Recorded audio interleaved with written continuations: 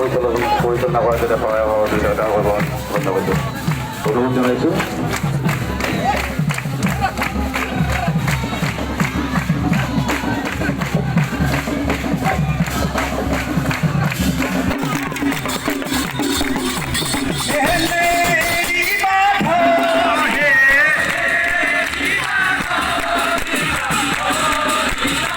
গণিত আৰু বিজ্ঞান ইংৰাজী মাধ্যমত পঢ়াবলৈ যদি সিদ্ধান্ত লৈছে আৰু আমাৰ শিক্ষানুষ্ঠানসমূহত সমান্তৰাল ইংৰাজী মাধ্যম প্ৰৱৰ্তন কৰিবলৈ যি সিদ্ধান্ত লৈছে, এই সিদ্ধান্তসমূহ অবৈজ্ঞানিক, অদূৰদৰ্শী আৰু এনে সিদ্ধান্তই অসমীয়া মাধ্যম, বড়ো মাধ্যম আৰু মাতৃভাষা মাধ্যমক ধ্বংসৰ মুখলৈ ঠেলি দিব।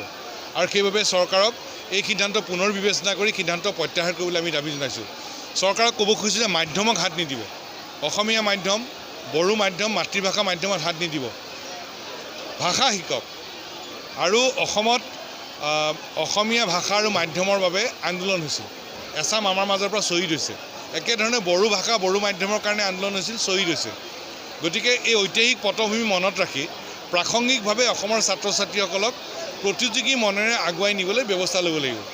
আৰু তাৰ কাৰণে মাধ্যম অসমীয়া, বড়ো আৰু মাতৃভাষা মাধ্যমেই বৰ্তি থাকিব লাগিব। তাৰ পৰিৱৰ্তে অসমীয়া, বড়ো আৰু মাতৃভাষা মাধ্যমৰ ছাত্ৰ ছাত্ৰীসকলক ইংৰাজী ভাষাটো ভালকৈ শিকক। তৃতীয়মান নহয়, তলৰ পৰাই শিকক ইংৰাজী ভাষাটো। আৰু ইংৰাজী ভাষাটো এনেধৰণে ভালকৈ শিকক যাতে অসমীয়া, বড়ো বা মাতৃভাষা মাধ্যমত পঢ়া ল'ৰা ছোৱালীয়ে ইংৰাজীটো ভালকৈ লিখিব পাৰে, সলসলকৈ ক'ব পাৰে। একেধৰণে ইংৰাজী মাধ্যমত পঢ়া ল'ৰা ছোৱালীকো অসমীয়া বা নিজৰ মাতৃভাষাটো শিকক। মুঠতে চৰকাৰক আমি পুনৰ ক'ব খুজিছোঁ যে অসমীয়া মাধ্যম, বড়ো মাধ্যম, মাতৃভাষা মাধ্যমত হাত নিদিব। তৃতীয়মান নহয়, তলৰ পৰাই ইংৰাজী ভাষাটো ভালকৈ শিকক। আৰু চৰকাৰে গ্ৰহণ কৰা সিদ্ধান্ত ৰাষ্ট্ৰীয় শিক্ষানীতিৰ পৰিপন্থী হয়। আমাৰ বিদ্যালয়বোৰ ভাল কৰক। আমাৰ চৰকাৰী খণ্ডৰ বিদ্যালয়, অসমীয়া মাধ্যম, বড়ো মাধ্যম, মাতৃভাষা মাধ্যমৰ বিদ্যালয়ৰ জয়যাত্ৰা অব্যাহত ৰাখিবলৈ চৰকাৰে ব্যৱস্থা কৰক। বিদ্যালয়বোৰ আকৰ্ষণীয়কৈ গঢ়ি তোলক। সেইটোৱেই চৰকাৰৰ দক্ষতা আৰু কৃতিত্ব। হাজো আঞ্চলিক ছাত্ৰ সন্থাৰ অধিৱেশন, হাজো আঞ্চলিক ছাত্ৰ সন্থা সদৌ অসম ছাত্ৰ সন্থাৰ এখন খুব শক্তিশালী আঞ্চলিক ছাত্ৰ সন্থা। আৰু এই আঞ্চলিক ছাত্ৰ সন্থাখনে এই বৃহত্তৰ হাজো অঞ্চলটোৰ ছাত্ৰ ছাত্ৰীসকলৰ সমস্যাবিলাকৰ উপৰিও বিভিন্ন অৰ্থনৈতিক সমস্যা, সামাজিক সমস্যা, এই সকলোবিলাক সমস্যাৰ ক্ষেত্ৰত মাত মাতি আহিছে। গতিকে আগন্তুক এই আঞ্চলিক ছাত্ৰ সন্থাখন এই অঞ্চলৰ ৰাইজ, শিক্ষাৰ্থীৰ সমস্যাবিলাক সমাধান কৰি নিবৰ কাৰণে, সদৌ অসম ছাত্ৰ সন্থাক শক্তিশালী কৰিবৰ কাৰণে এখন নতুন সমিতি গঠন কৰা হ'ব। গতিকে সেই উদ্দেশ্যে এখন সাধাৰণ সভা আয়োজন কৰা হৈছে। আৰু এই সাধাৰণ সভাতে আগন্তুক দিনত আঞ্চলিক ছাত্ৰ সন্থা আগবাঢ়ি যাবৰ কাৰণে এখন শক্তিশালী সমিতি গঠন কৰা হ'ব।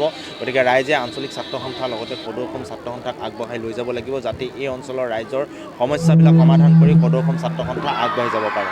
উত্তৰ পাছৰ যিটো ঘটনা হৈ আছে, ইতিমধ্যে বহুকেইটা কেছ জাপি দিয়া হৈছে, অসম আৰক্ষীৰ তৰফৰ পৰা জাপি দিছে। এই ক্ষেত্ৰত আপোনালোকৰ প্ৰতিক্ৰিয়া কি? যিটো কেলেংকাৰী, যিটো 26,000 চাকৰিৰ সময়ত আচলতে চৰকাৰে যেনেধৰণে ব্যৱস্থা গ্ৰহণ কৰিছিল, প্ৰায় 14 লাখৰো অধিক ইয়াত পৰীক্ষাৰ্থী অৱতীৰ্ণ হৈছিল আৰু সকলোৱে ভাবিছিল যে এটা সুস্থ পৰিৱেশত তেখেতসকলে চাকৰি পাব, কোনো ধৰণৰ আচলতে ইয়াত বক্ৰ পথেৰে চাকৰি কোনো ল'ব নোৱাৰিব, সেই আশা ৰাখিছিল। আৰু ইণ্টাৰনেট দুদিনকৈ কৰ্তন কৰি দিয়া হৈছিল, ৰাইজে জীয়াতো ভুগিবলগীয়া হৈছিল। আৰু এনেকুৱা পৰিৱেশত এটা পৰীক্ষা হোৱাৰ পিছত এতিয়া বিভিন্ন অভিযোগ, প্ৰতি অভিযোগ উঠিছে যে ধনৰ বিনিময়ত বক্ৰ পথেৰে চাকৰি লোৱা হৈছে। গতিকে এই কথা বতৰাবিলাক কেতিয়াও শুভ লক্ষণ নহয়। চৰকাৰে এই ধৰণৰ কথা বতৰাবিলাকৰ ওপৰত ব্যৱস্থা গ্ৰহণ কৰিব লাগে। আৰু এনেকুৱা অভিযোগ উত্থাপন কৰিলে কাৰোবাৰ হাতত যে উপযুক্ত প্ৰমাণ থাকিব, তেনেকুৱা কথা কেতিয়াও হ'ব নোৱাৰে। এনেকুৱাও হ'ব পাৰে যে প্ৰমাণ নথকাকৈ বহুতেই কাম কাজবিলাক কৰি থাকিব লাগে, কৰি থাকিব পাৰে। গতিকে মূল কথা হৈছে যে অভিযোগ যিহেতু আহিছে, চৰকাৰৰ মূল দায়িত্ব হৈছে গোটেই অভিযোগবিলাক কেনেকৈ বিচাৰ কৰি উলিয়াব পাৰি, তদন্ত কেনেকৈ কৰিব পাৰি, গোটেই সেই প্ৰক্ৰিয়াটোত আগবাঢ়ি যাব পাৰি। গণতন্ত্ৰত কাৰোবাৰ মুখ বন্ধ কৰি, কাৰোবাক ভয় ভিত্তি দেখুৱাই গোটেই কাম কাজবিলাক কৰিলে ৰাইজৰ কেতিয়াও উপকাৰ নহ'ব।